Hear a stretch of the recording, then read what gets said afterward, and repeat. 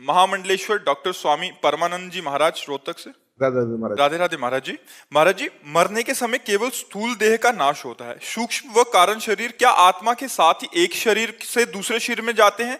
इनमें से कर्मों का कर्ता भोक्ता या दृष्टा कौन? मैं का स्वरूप क्या है महाराज? अहम, जो अंतःकरण में अहम धर्म है, जो मैं है वो शुद्ध ब्रह्म है। जो मैं के साथ जोड़ करके चिंतन जीवन में करता रहा, जैसे मन, बुद्धि, चित्त, अहंकार, ये अहंकार दर्पण की तरह है जो मैं का प्रकाश स्वीकार करता है। जैसे मैं पुरुष हूँ, मैं स्त्री हूँ, मैं विद्वान हूँ, मैं धनवान हूँ, मैं कुलवान हूँ, ये मान करके जितने कर्म शरीर के द्वारा हुए हैं उसी देहाभिमानी को भोगना पड़ता है। आत्मा निर्लेप है, निर्विकार है। सुख दुख का अनुभव मन को होता है, निश्चय बुद्धि करती है, चिंतन चित्त करता है, स्वीकृति अहम को होती है। वो अहम करता भोगता है, ना कि शुद्ध ब्रह्म। शुद्ध ब्रह्म तो केवल उस अहम में तदात्म होने के कारण फंस गया। अगर वो वास्तविक फंस गया होता तो गोस्वामी जी कहते जड़ चेतन ग्रंथि पड़ गई यद्यपि मृषा छूटत कथन। अब भी वो जीवन मुक्त है, लेकिन ये ज्ञान नहीं है। यही ज्ञान प्राप्त करने के लिए पहले शुद्ध सत असत का विवेक चाहिए, फिर तीनों लोकों के भोगों से वैराग्य चाहिए, फिर सम चाहिए, दम चाहिए, इंद्रियों का निग्रह, मनोनिग्रह, फिर तितिक्षा चाहिए, बहुत सहनशील, जो मन वचन कर्म से हर परिस्थिति को सहता है वो तितिक्ष होता है। गर्मी सर्दी बरसात मान अपमान निंदा स्तुति। फिर श्रद्धा चाहिए, शास्त्र और गुरु के वचनों पर बिल्कुल दृढ़ विश्वास। फिर समाधान, ठीक तीर निशाने पे लगा हुआ। चित्त का इष्टाकार वृत्ति, भगवदाकार वृत्ति, प्रणवाकार वृत्ति, और फिर मुमुक्षुता, मैं मुक्त हो जाऊं, तब उसको ये ज्ञान होगा कि मैं मुक्त हुई हूं। जीव कभी बंधा ही नहीं।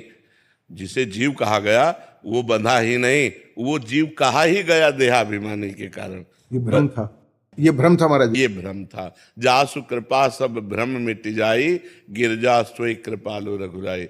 जीवन मुक्त और मोक्ष ये भी भ्रम है। तो महाराज जी, ये भ्रम आत्मा को हुआ?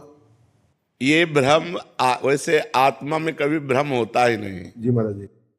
आत्मा ने स्वीकार जो कर लिया, स्वीकृति जो कर ली, इसी को भ्रम मान लीजिए। वो स्वीकृति कर दे, अभी मैं स्थूल नहीं हूं, मैं सूक्ष्म नहीं हूं, मैं कारण नहीं हूं, तो कभी बंधा ही नहीं ना। वो कभी बंधा ही नहीं। बंधा होता तो उसको भ्रम होता। जब बंधा ही नहीं तो भ्रम कैसा है? तो अभी जीवन मुक्त हो, केवल स्वीकृति हमारी बदल गई। जो हमारी स्वीकृति अंतःकरण में तदात्म भाव हुआ ना, यही बंधन का कारण हुआ। अंतःकरण का तदात्म भाव हट जाए तो आप जीवन मुक्त हो। जैसे हम अपने शीशा के प्रतिबिंब में आसक्त हो जाए, यद्यपि प्रतिबिंब कभी हमें आसक्त नहीं कर सकता, पर आसक्त हो गए, यही भ्रम है। यद्यपि मृषा छूटति कछ नहीं। ये भ्रम हट जाए तो अभी जीवन मुक्त, कोई साधना करने की जरूरत नहीं, क्योंकि वो जीवन मुक्त है ही, कभी बंध ही नहीं सकता। जो चैतन्य घन आत्मा निर्विकार है वो कभी विकार को प्राप्त हो ही नहीं सकती। वो अष्टधा प्रकृति में फंस गया। तो यही महाराज जी ऐसा लगता है कि ये क्या मतलब भैया, आत्मा के अंदर असर भी नहीं आता उसके ऊपर। अब जैसे अरे हम हैं भी बंधे हुए। हाथ जैसे चुंबक हम रख दे छुपा के, और इधर लोहे के यंत्र पड़े हों और उनमें हलचल हो, तो क्या चुंबक हलचल कर रहा है? क्या उसमें कामना है क्या कि हलचल हो जाए? उसके प्रभाव से हलचल हो रहा है। अब वो चुंबक चूंकि पर्दे में है, वो दृष्टिगोचर होने वाला है नहीं, और हलचल इस पूरे पार्थिव शरीर में हो रही, उसी आत्म तत्व की हो रही। ये ज्ञान हो जाए कि हम तो कभी बंधे ही नहीं थे, तो अभी जीवन मुक्त है। पर ये ज्ञान नहीं है, हम बंधे हैं।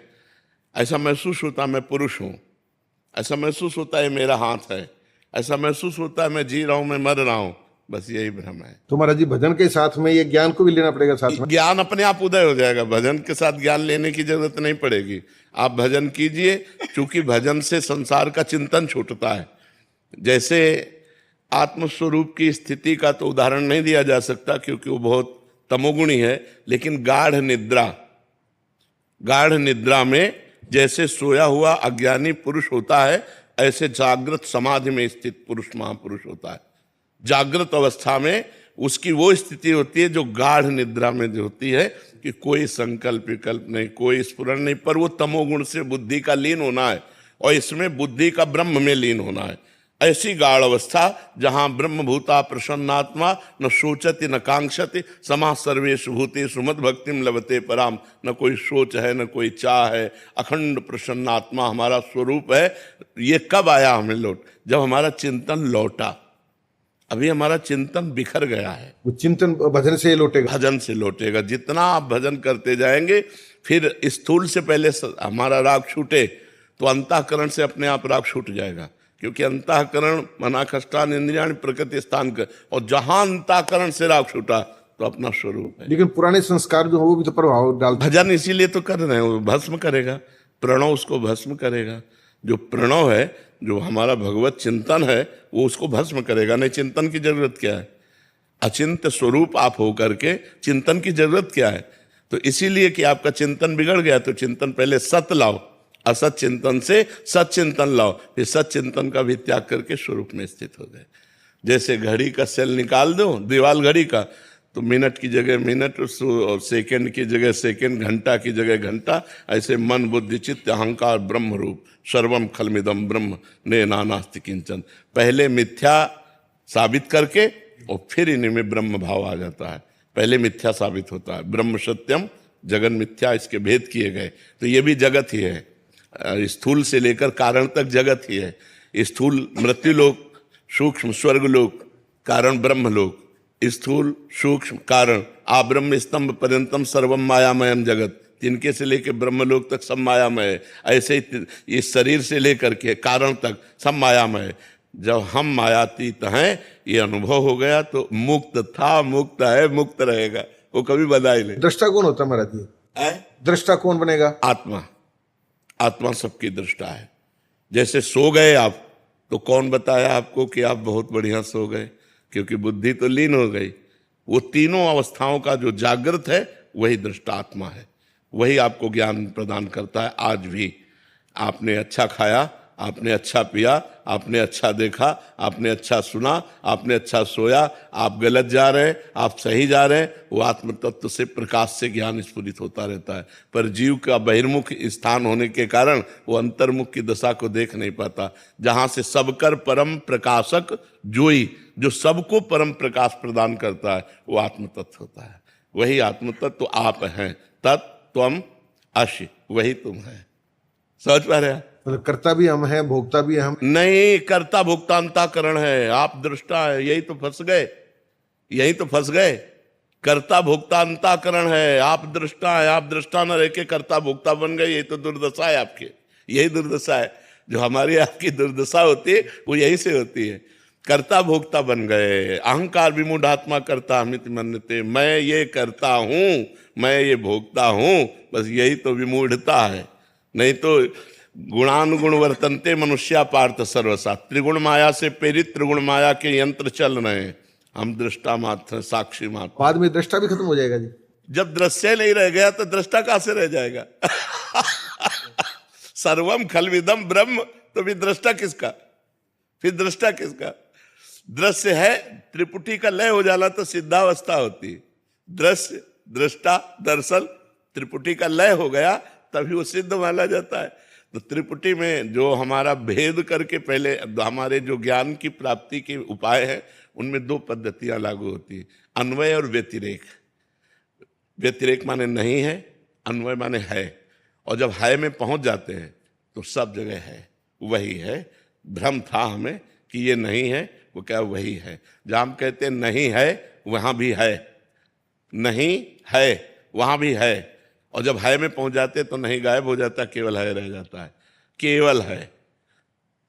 सी राम में सब जग नहीं, सी राम ही राम।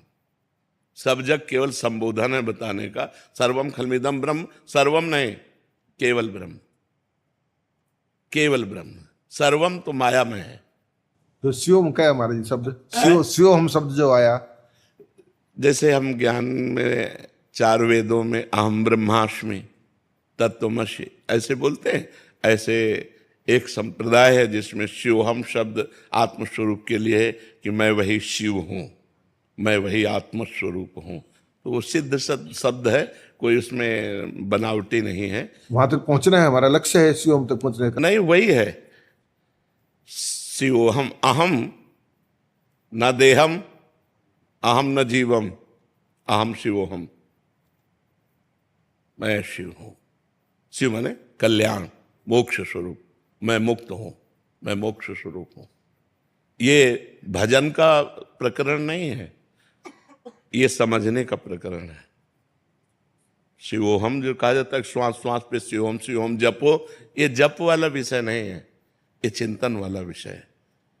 इंद्रियां अपने विषयों में विलस रही, अंतःकरण माया के द्वारा आकर्षित होकर क्रियान्वित हो रहा है, और इसका साक्षी मैं हूं, मैं शिव हूं।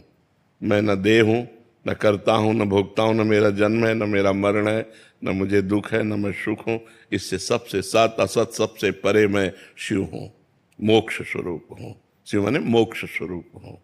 अगर साकार रूप में ले तो शिव ऐसे भगवान शंकर को कहते हैं, अगर उसको शास्त्रीय शब्दों में ले तो शिव का स्वरूप है मोक्ष स्वरूप हूं। मैं आत्मा हूं, मैं ब्रह्म हूं, मैं तत्व स्वरूप हूं। बस यही बात स्मृति में लानी है।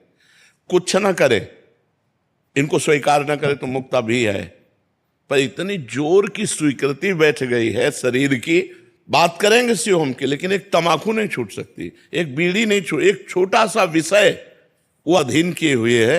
विचार करने की बात है।